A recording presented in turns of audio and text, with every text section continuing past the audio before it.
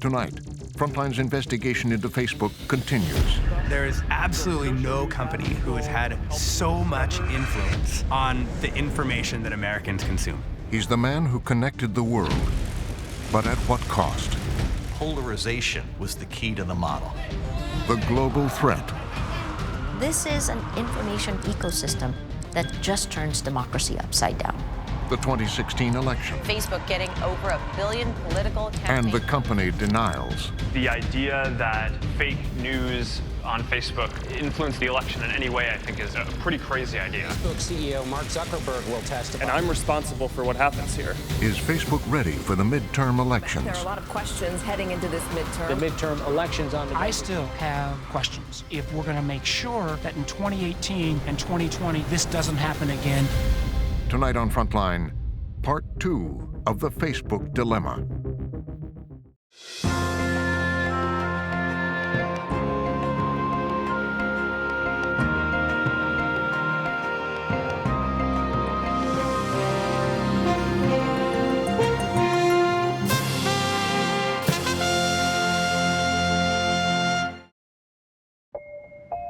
I accept your nomination for President of the United States. I humbly accept your nomination for the presidency of the United States.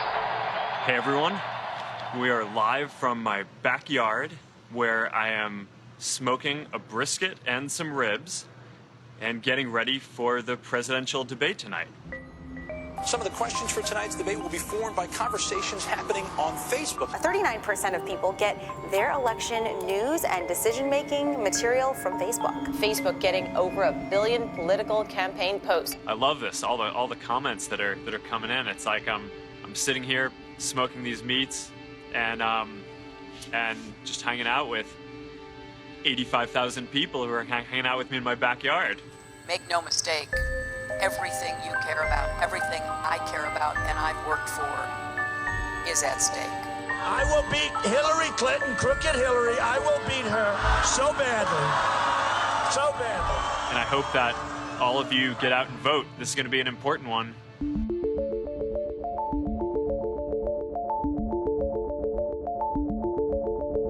Tonight's broadcast will also include Facebook, which has become a gathering place for political conversation.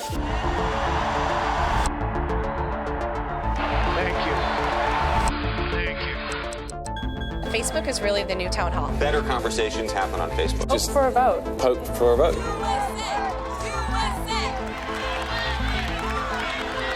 Facebook is the ultimate growth stock. Facebook is utterly dominating this new mobile digital economy. They've been measuring political conversation on Facebook, but things like the most likes, interactions, shares. Hillary Clinton has evaded justice. I thank you for giving me the opportunity to, in my view, clarify. 2016 is the social election.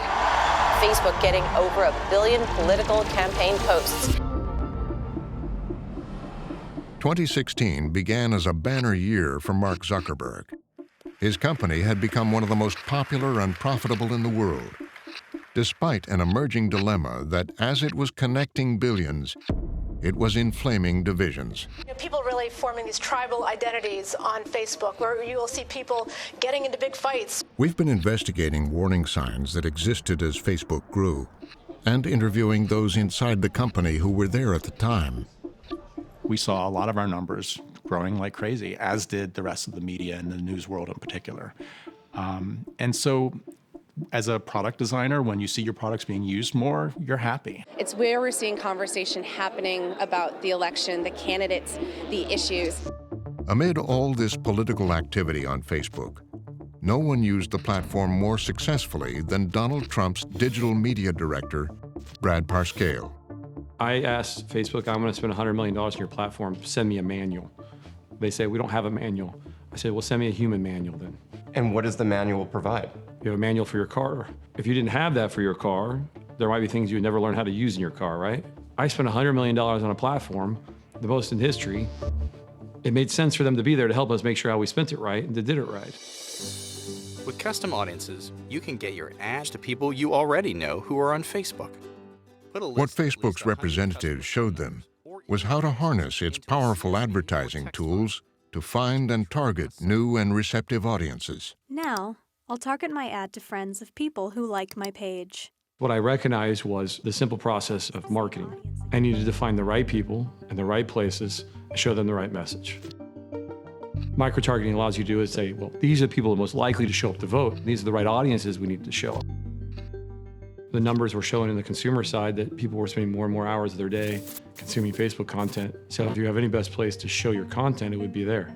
It was a place where their eyes were. That's where they were reading their local newspaper, doing things.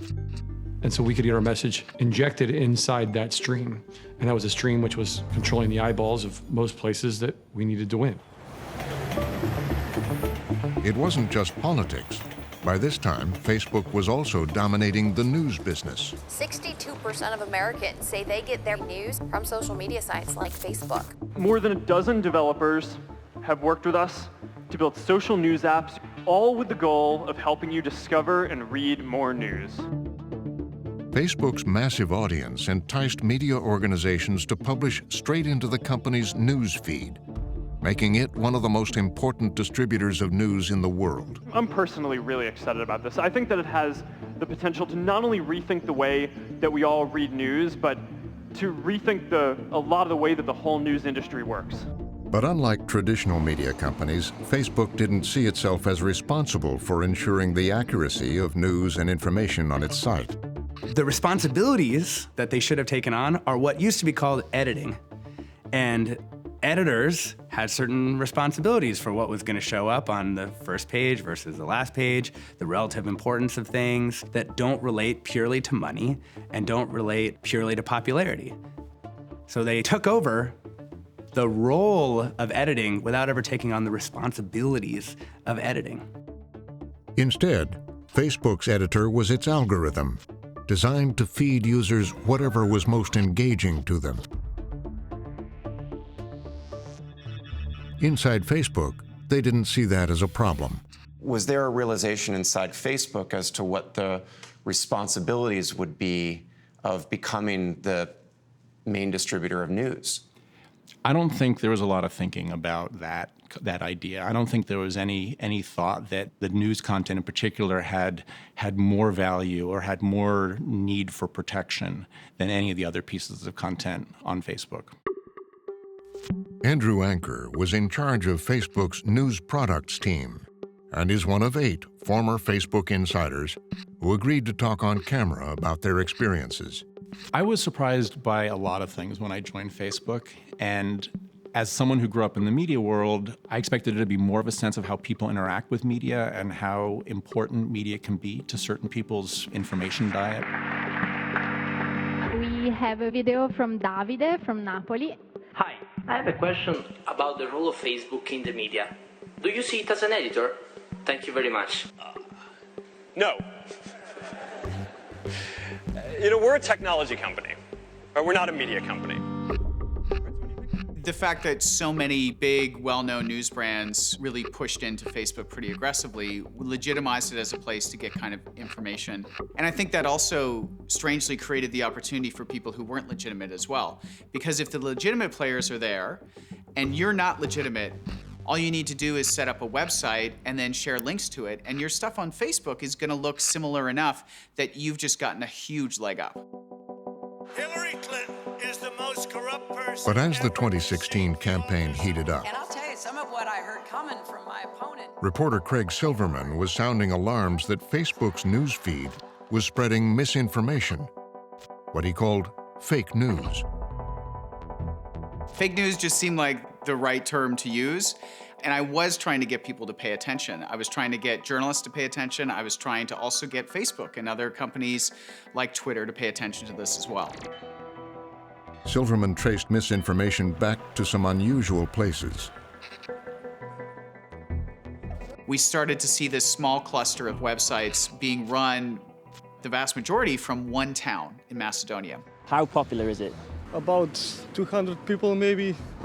200 people? Yeah. And making fake news websites? Yes. Most of them didn't really care about who won the election. They weren't in this for politics. If you put ads on these completely fake websites and you got a lot of traffic from Facebook, that was a good way to make money. There are some people who made like 200K or something like that. 200,000 euros? Yeah. I remember one guy, I think he was 15 or 16 years old, telling me, you know, Americans want to read about Trump, so I'm writing Trump stuff. Trump earned them money. We saw Macedonians publishing Hillary Clinton being indicted, the Pope endorsing Trump, Hillary Clinton selling weapons to ISIS, getting close to or above 1 million shares, likes, comments. That's an insane amount of engagement. It's more, for example, than when the New York Times had a scoop about Donald Trump's tax returns. How is it that a kid in Macedonia can get an article that gets more engagement than a scoop from the New York Times on Facebook? A headline during the campaign was "Pope endorses Trump," which was not true, but it went viral on Facebook. Was it known within Facebook that that had gone viral? I'm sure it was. I didn't necessarily know how viral it had gotten, and I certainly didn't believe that anybody believed it. But would that have been a red flag inside the company that something that's patently false was being propagated to millions of people on the platform? I think if you ask the question that way, it would have been. But I think when you ask then the next question, which is the harder and the more important question, which is, so what do you do about it? You then very quickly get into issues of not only free speech, but to what degree is it anybody's responsibility as a technology platform or as a distributor to start to decide when you've gone over the line between something that is clearly false from something that may or may not be perceived by everybody to be clearly false and potentially can do damage. Over the course of the 2016 election, there was a lot of news about misinformation. I mean, there was famously the Pope endorses Trump. Do you remember that? Absolutely. I wasn't working on these issues at the time, but absolutely, I do remember it. Tessa Lyons was chief of staff to Facebook's #2, Sheryl Sandberg, and is now in charge of fighting misinformation. She is one of 5 current officials Facebook put forward to answer questions. Was there any kind of sense of like, oh my goodness, Facebook is getting polluted with misinformation. Someone should do something about this? There certainly wasn't. There were people who were thinking about it. What I don't think there was a real awareness of internally or externally was the scope of the problem and the right course of action. How could it be surprising that if you're becoming the world's information source, that there may be a problem with misinformation? There was certainly awareness that there could be problems related to news or quality of news. And I think we all recognized afterwards that of all of the threats that we were considering, we focused a lot on threats that weren't misinformation and had underinvested in this one. But there was another problem that was going unattended on Facebook, beyond misinformation. One of the big factors that emerged in the election was what started to be called hyper-partisan Facebook pages.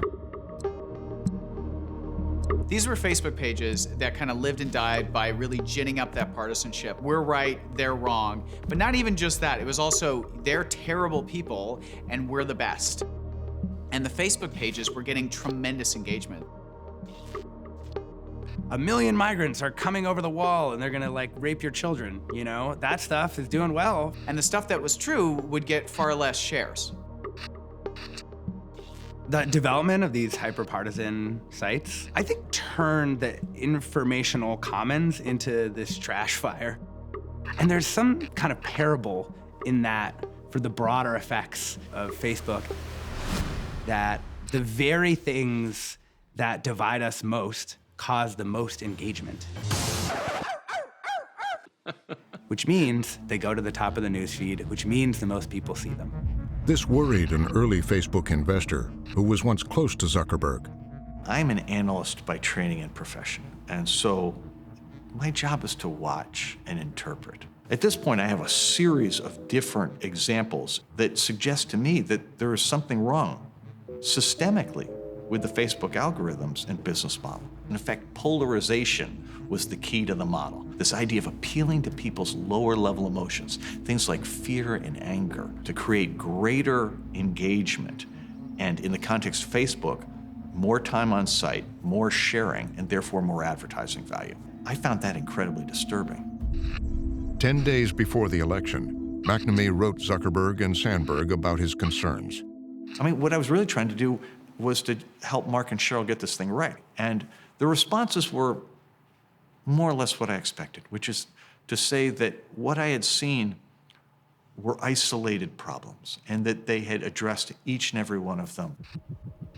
I thought Facebook could stand up and say, we're going to reassess our priorities. We're going to reassess the metrics on which we run the company to try to take into account the fact that our impact is so much greater now than it used to be, and that as Facebook, as a company with billions of users, we have influence on how the whole social fabric works that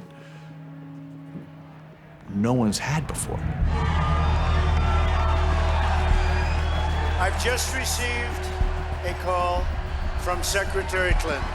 Clinton has called Trump to concede the election. The Clinton campaign is really a somber mood here. The crowd here at Trump campaign headquarters. Trump's targeted ads on Facebook paid off, Did things like Facebook help one of the nastiest elections leading to complaints that Facebook helped tilt the election, Facebook elected Donald Trump. That's basically which the Trump campaign dismissed as anger over the results. There has been mounting criticism of Facebook. No one ever complained about Facebook for a single day until Donald Trump was president. The only reason anyone's upset about this is that Donald Trump is president and used a system that was all built by liberals. When I got on TV and told everybody after my interview of what we did with Facebook, it exploded.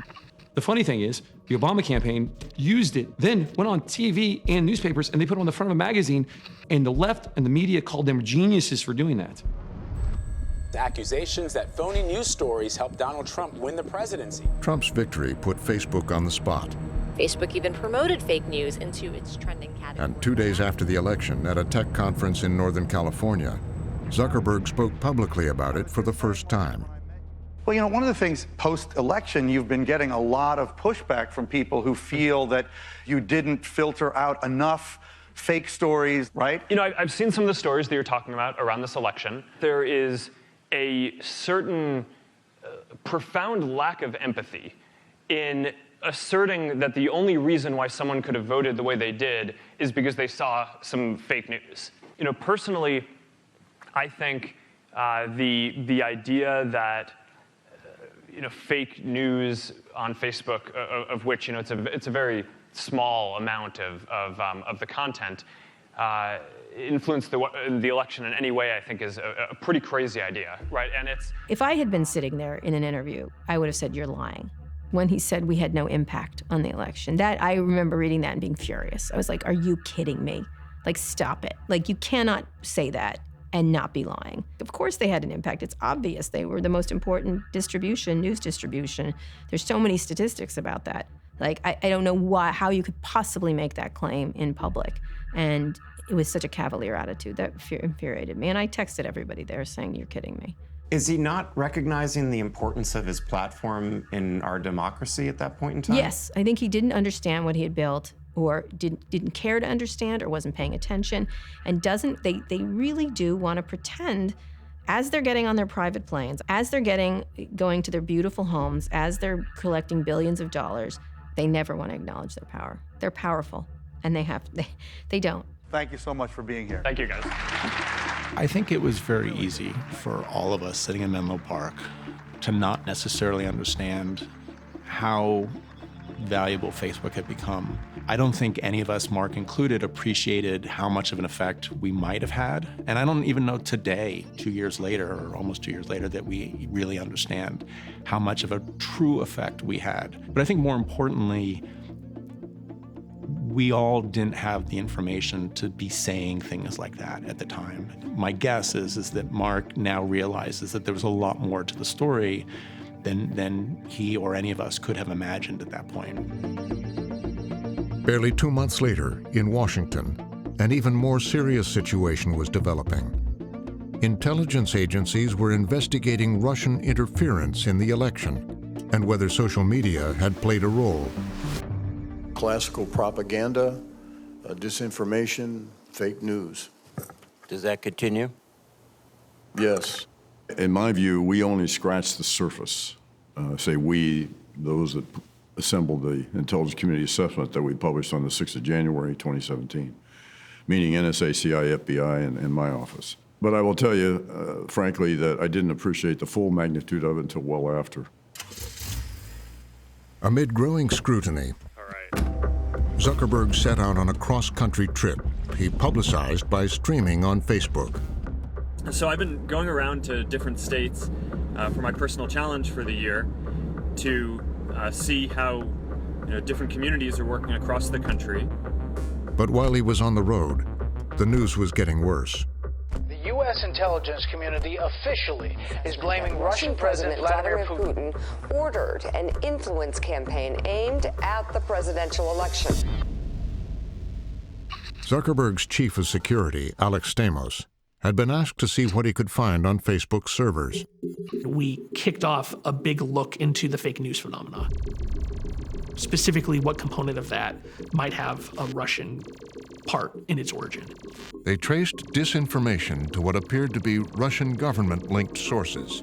So what was it like bringing that news to others in the company and up to Mark and Cheryl, for instance? We had a big responsibility in the security team to educate the right people about what had happened without being kind of overly dramatic. It's kind of hard as a security person to balance that, right? Like everything seems like an emergency to you. But in this case, it really was, right? This really was a situation in which we saw the tip of this iceberg and we knew there was some kind of iceberg beneath it. Stamos expanded his investigation to look at how the Russian operation may have also used Facebook's targeted advertising system.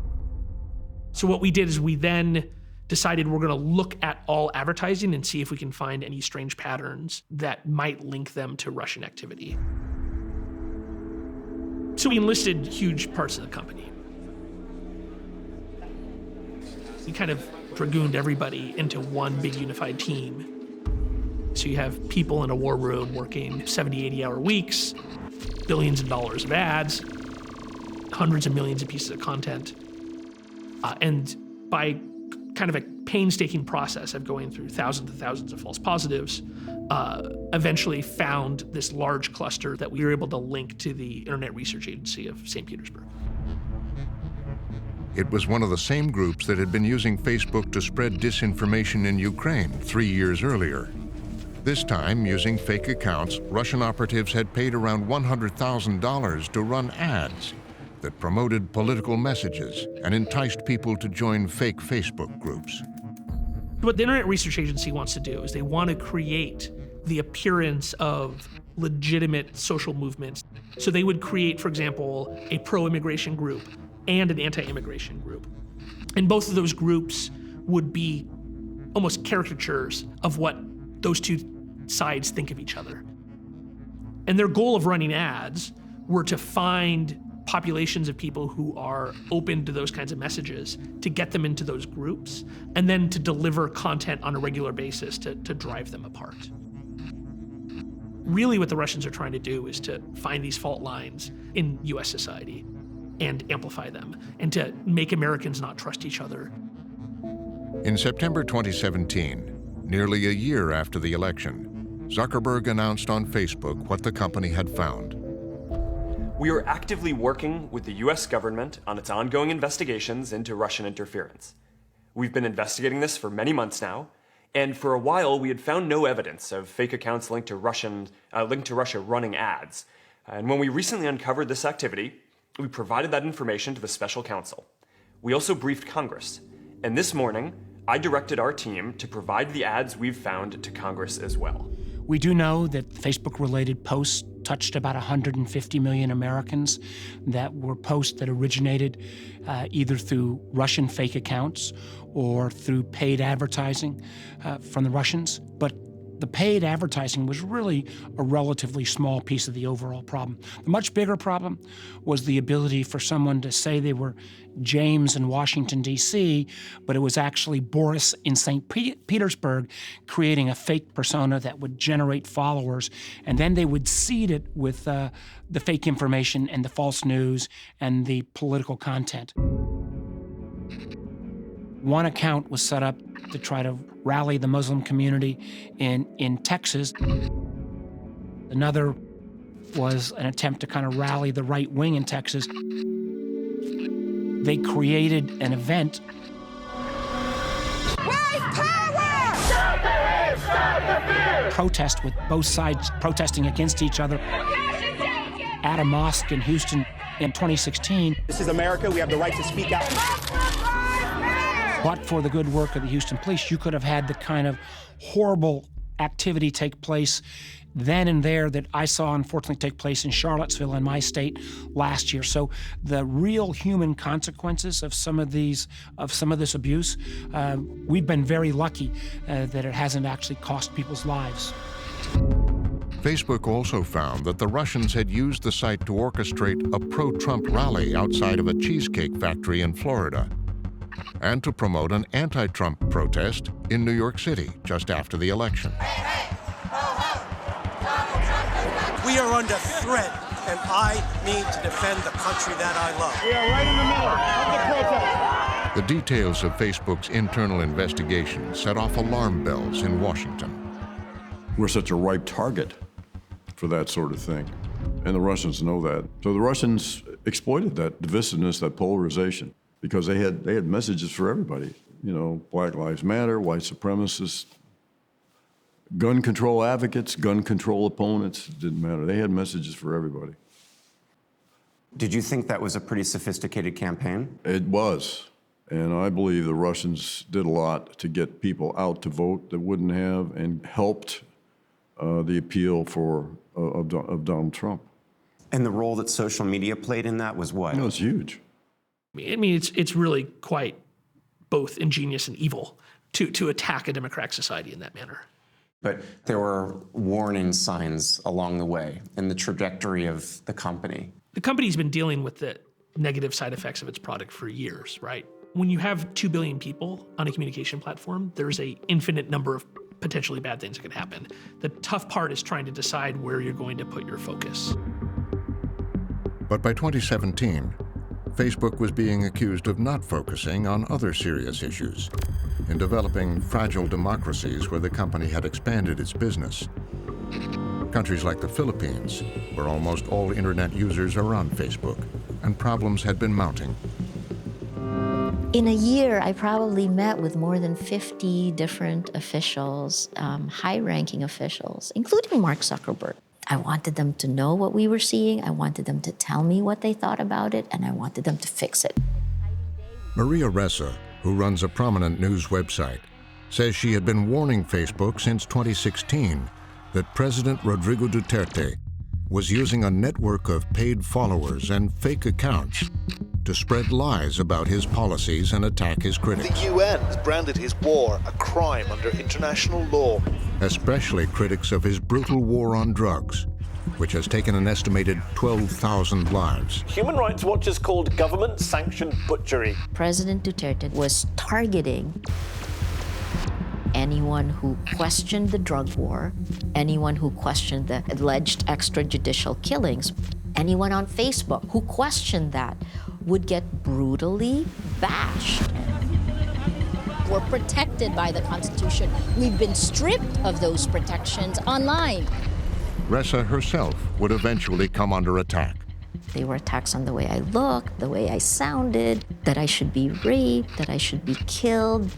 We gave it a name, Patriotic Trolling, online state-sponsored hate that is meant to silence, meant to intimidate.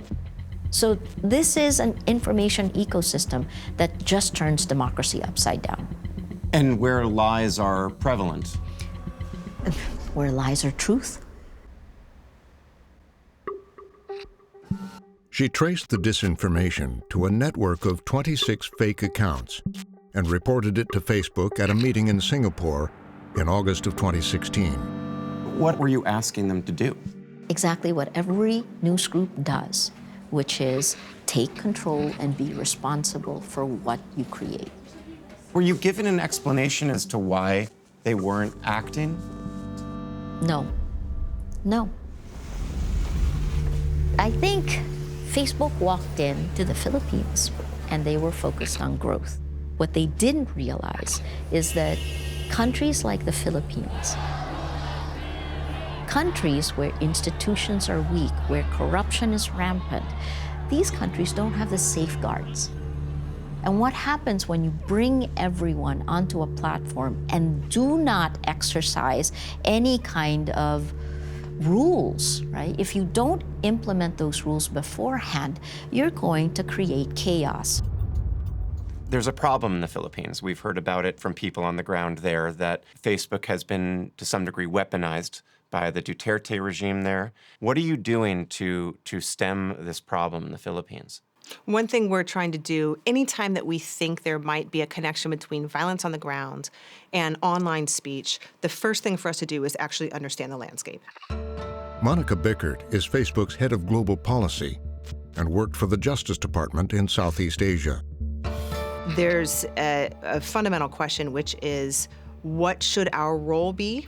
And as we're identifying misinformation, should we be telling people what we're finding? Should we be removing that content? Should we be downranking that content? And we now have a team that is focused on how to deal with exactly that sort of situation.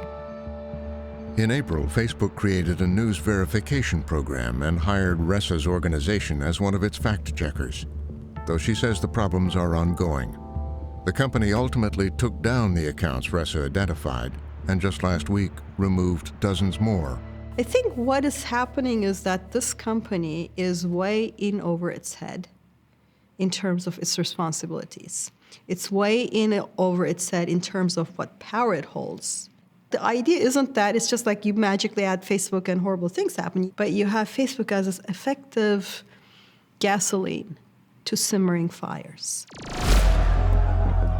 Elsewhere in the region, Buddhists are inciting hatred and violence against Muslims through social media and mainstream Facebook was also being used to fan ethnic tensions, with even more dire consequences. Violence between Buddhists and Muslims is continuing. Misinformation, disinformation, rumors, extremist propaganda, all kinds of bad content. For several years, David Madden, a tech entrepreneur living in Myanmar, as well as journalists and activists, had been warning Facebook that the Muslim minority there was being targeted with hate speech. You would see the use of memes, of images, things that were degrading and dehumanizing, targeting the Muslim community. The warning signs had been present as far back as 2014, when a fake news story spread on Facebook. Reports, later proved to be false, that some Muslim men had raped a Buddhist woman was shared on Facebook. An angry mob of about 400 surrounded the Sun tea shop, shouting and throwing bricks and stones. 2 people died in the incident. 1 Buddhist and 1 Muslim were killed in riots today. I was really concerned that the seriousness of this was not understood. And so I made a presentation at Facebook headquarters in May of 2015. I was pretty explicit about the state of the problem. I drew the analogy with what had happened in Rwanda, where radios had played a really key role in the execution of this genocide. And so I said, Facebook runs the risk of being in Myanmar what radios were in Rwanda. That this platform could be used to foment hate and to incite violence. What was the reaction to that at Facebook? I got an email shortly after that meeting to say that what had been discussed at that meeting had been shared internally and apparently taken very seriously. The violence intensified. Massive waves of violence that displaced over 150,000 people. And in early 2017, Madden and other local activists had another meeting with Facebook. The objective of this meeting was really to be crystal clear about just how bad the problem was, and that the processes that they had in place to try to identify and pull down problematic content, they just weren't working. And we were deeply concerned that something even worse was going to happen imminently. It was a sobering meeting. I think the main response from Facebook was, we'll need to go away and dig into this and come back with something substantive. The thing was, it never came. How do you know that? We can look at the evidence on the ground. What we've seen here tells us a story of ethnic cleansing, of driving Muslims out of Myanmar. The United Nations would call the violence in Myanmar a genocide, and found social media, and Facebook in particular, had played a significant role. The ultranationalist Buddhists have their own Facebooks and really inciting a lot of violence and hatred against ethnic minorities. Facebook has now turned into a beast than what it was originally intended to be used. I'm curious what it's like when the UN comes out with a report that says that Facebook played a significant role in a genocide. What's that like for you running content policy at Facebook? Well, this would be important to me, even if I didn't work at Facebook, given my background. My background is as a federal prosecutor, and I worked specifically in Asia and specifically on violent crimes against people in Asia. So something like that really hits home to me. Facebook was warned as early as 2015 about the potential for a really dangerous situation in Myanmar. What went wrong there? Why was it so slow? We met with civil society organizations in Myanmar far before 2015. This is an area where we've been focused. I think what we've learned over time is it's important for us to build the right technical tools that can help us find some of this content and also work with organizations on the ground in a real-time fashion. We are in the process of building those relationships around the world on a much deeper level so that we can stay ahead of any kind of situation like that. In the past year, Facebook says it's taken down problematic accounts in Myanmar, hired more language experts, and improved its policies. Should there be any liability or any legal accountability for a company like Facebook when something so disastrous goes wrong on your platform? Well, there's all sorts of accountability, but probably the group that holds us the most accountable are the people using the service. If it's not a safe place for them to come and communicate, they are not going to use it. We are working here in Menlo Park in Palo Alto, California, to the extent that some of these issues and problems manifest in other countries around the world. We didn't have sufficient information and a pulse on what was happening in Southeast Asia. Naomi Gleit is Facebook's second longest-serving employee. And so one change that we've made, along with hiring so many more people, is that a lot of these people are based internationally and can give us that insight that we may not get from being here at headquarters. I'm trying to understand, the choices that are made. Do you regret choices going backward? Decisions that were made about not taking into account risks or not measuring risks? Yeah, I definitely think we regret not having 20,000 people working on safety and security back in the day, yes.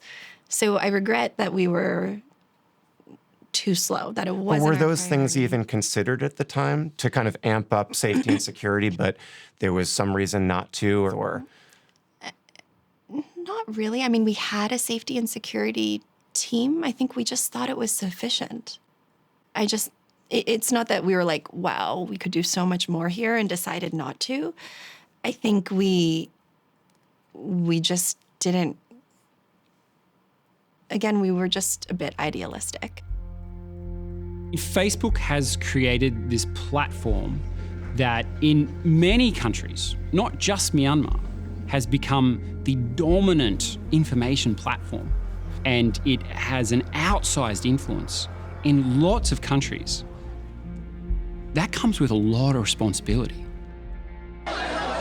Using social media, rumors of alleged Muslim wrongdoing spread fast. Many of those countries are wrestling with some pretty big challenges, tensions between groups within countries, and we have seen this explode into what Mark Zuckerberg would call real-world harm, what others would just call violence or death. In many other markets, we're seeing it right now in India. Kalu became a victim of India's fake news. We've seen examples of this in places like Sri Lanka. Keep the violence from spreading. Sri Lanka also shut down Facebook. The Myanmar example should be sounding an alarm at the highest level of the company that this requires a comprehensive strategy. But it would be far from Myanmar and a very different kind of problem that would cause an international uproar over Facebook. Cambridge Analytica and its mining of data on millions of Americans for political purposes. Cambridge is alleged to have used all this data from tens of millions of Facebook users. Scandalo Cambridge Analytica, Facebook. Cambridge Analytica. It was a scandal over how Facebook failed to protect users' data, exposed by a whistleblower named Christopher Wiley. He was able to come forward and say, I can prove this. He said that Facebook knew that a political consulting firm he'd worked for, Cambridge Analytica, had been using the personal data of more than 50 million users to try to influence voters. At Cambridge Analytica, we are creating the future of political campaigning. This is a company that specializes and would advertise itself as specializing in rumor campaigns. Political campaigns have changed. Seeding the internet with misinformation. Putting the right message in front of the right person at the right moment. And that's the power of data. Every voter in the You can literally figure out who are the people who are most susceptible. Of data about personality, so you know exactly who to target with exactly what type of message. The firm had gained access to the data from a third party without Facebook's permission. The overwhelming majority of people who had their data collected did not know. When data leaves Facebook servers, there is no way for Facebook to track that data, to know how that data is being used, or to find out how many copies there are. Facebook eventually changed its data sharing policies and ordered Cambridge Analytica to delete the data. We know that Facebook have known about this for at least 2 years. After Wiley came forward, they banned the firm from their site and announced they were ending another controversial practice, working directly with companies known as data brokers. But the uproar was so intense that in April 2018, Mark Zuckerberg was finally called before Congress in what would become a reckoning over Facebook's conduct, its business model, and its impact on democracy. We welcome everyone to today's hearing on Facebook's social media privacy and the use and abuse of data. I now turn to you, so proceed, sir. We face a number of important issues around privacy, safety, and democracy, and you will rightfully have some hard questions for me to answer. Facebook is an idealistic and optimistic company. And as Facebook has grown, people everywhere have gotten a powerful new tool for making their voices heard and for building communities and businesses. But it's clear now that we didn't do enough to prevent these tools from being used for harm as well. And that goes for fake news, for foreign interference in elections and hate speech, as well as developers and data privacy. We didn't take a broad enough view of our responsibility, and that was a big mistake. And it was my mistake, and I'm sorry. If, like me, you're following this stuff, you see years and years and years of people begging and pleading with the company, saying, please pay attention to this, at every channel people could find, and basically being ignored. We hear you, you're concerned, we apologize, of course we have a responsibility, we'll do better. And the public record here is that they are a combination of unable and unwilling to grasp and deal with this complexity. You may decide, or Facebook may decide, it needs to police a whole bunch of speech that I think America might be better off not having policed by one company that has a really big and powerful platform. Senator, I think that this is a really hard question, and I think it's one of the reasons why we struggle with it. These are very, very powerful corporations. They do not have any kind of traditional democratic accountability. And while I personally know a lot of people making these decisions, if we set the norms that these companies need to decide who does and does not have a voice online, eventually that is going to go to a very dark place. When companies become big and powerful, there's an instinct to either regulate or break up, right? I think we're finding ourselves now in a position where people feel like something should be done. There's a lot of questions what should be done, but there's no question that something should be done. You don't think you have a monopoly? It certainly doesn't feel like that to me. Okay. You know, there's a lot of problems here, there, but all these problems get worse when one company has too much power, too much information over too many people. After years of unchecked growth, The talk now is increasingly about how to rein in Facebook. Already in Europe, there's a new internet privacy law aimed at companies like Facebook. Inside the company, the people we spoke to insisted that Facebook is still a force for good. Has there ever been a minute where you've questioned the mission, internally, whether anyone has taken a second to step back and say, all right, has this blinded us in some way? Have you had a moment like that? I still continue to firmly believe in the mission, but in terms of stepping back, in terms of reflecting, absolutely. But that isn't on the mission. The reflection is really about how can we do a better job of minimizing bad experiences on Facebook. Why wasn't that part of the metric earlier in terms of how do you minimize the harm? It's possible that we could have done more sooner, and we haven't been as fast as we needed to be. That line was repeated by all the current officials Facebook put forward to answer questions. We've been too slow to act on. I think we were too slow. We didn't see it fast enough. We were too slow. Mark has said this, that we have been slow. One of my greatest regrets in running the company is that we were slow in identifying the Russian information operations in 2016. And we're going to take a number of measures, from building and deploying new AI tools that take down fake news, to growing our security team to more than 20,000 people. The goal here is to deep dive on the market nuances there. The company says it's now investing resources and talent to tackle a range of problems, from the spread of hate speech to election interference. Even if we can't do fact-checking, if we can do more work around the programmatic aspect of it. This is part of the team tackling the spread of misinformation around the world, led by Tessa Lyons. The elections integrity team has a framework for how they're thinking about secondary languages in each country. And I feel like from the misinformation side, we've mostly prioritized primary languages. It's a problem the company admits it is a long way from solving. The next thing is about the Arabic fact-checking project. I think the main blocker here is potentially getting a fact checker that can cover an entire region. I came into this job asking myself, how long is it going to take us to solve this? And the answer is, this isn't a problem that you solve. It's a problem that you contain. Awesome. Next segue into upcoming launches.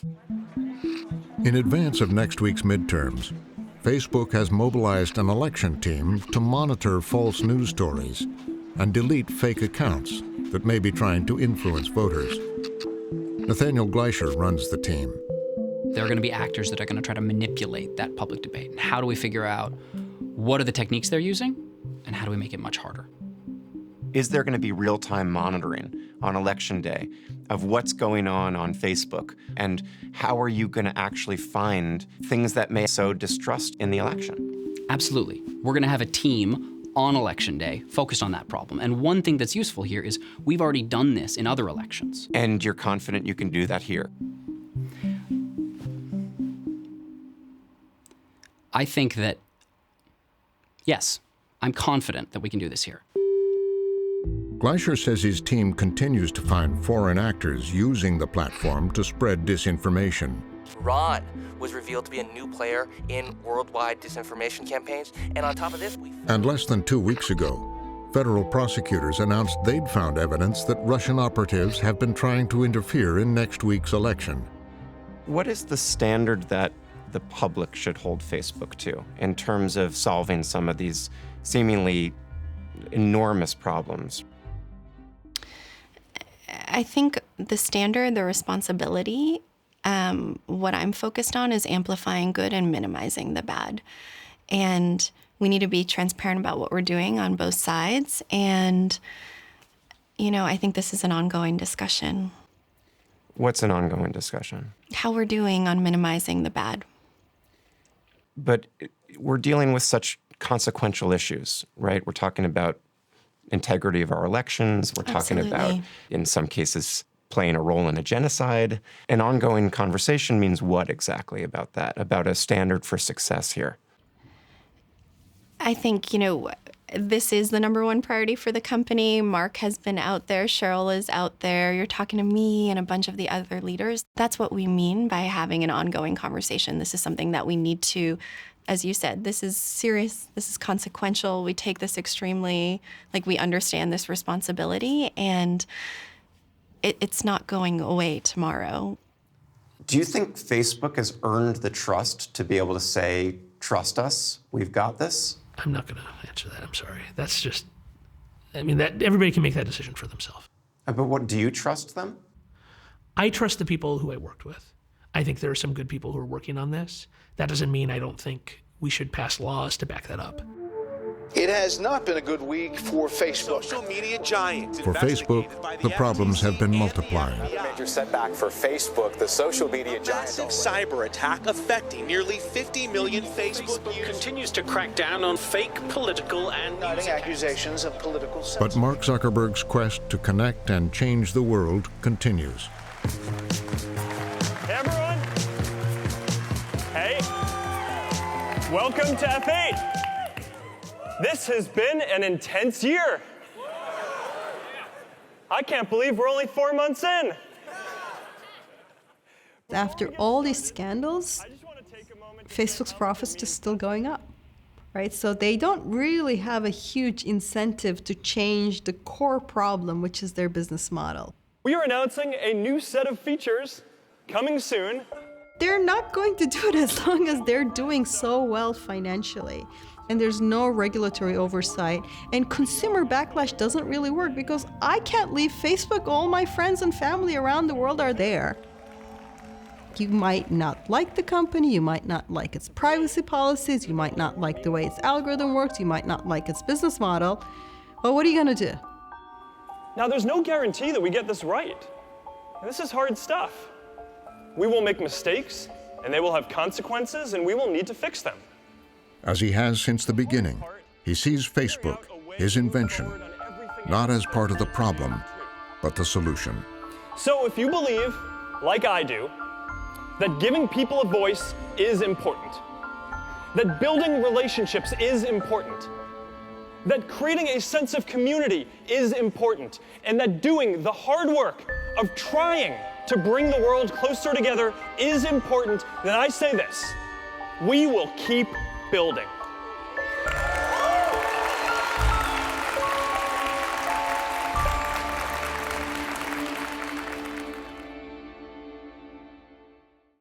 Next time, This is just the beginning. the white power movement goes underground. What do you think was going on in this house? They were making bombs. There was a nuclear plant off the coast of Florida, and they were planning on firing a mortar of nuclear materials at that plant. Frontline and ProPublica investigate. They are actively recruiting military members. Does that surprise you? I'm telling you stuff that the FBI should be hearing.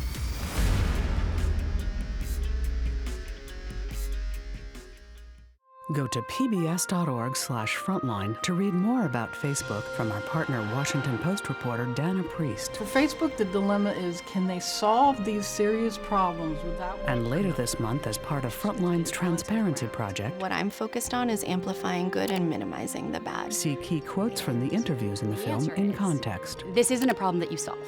It's a problem that you contain. Connect to the Frontline community at pbs.org/frontline.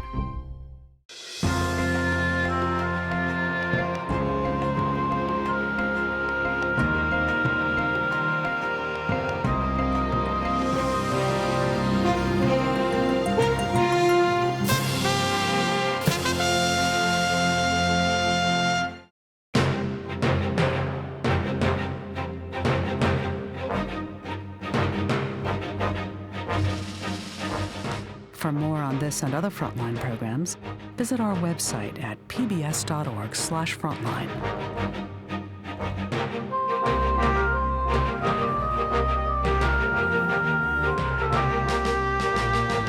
To order Frontline's The Facebook Dilemma on DVD, visit Shop PBS or call 1-800-PLAY-PBS. This program is also available on Amazon Prime Video.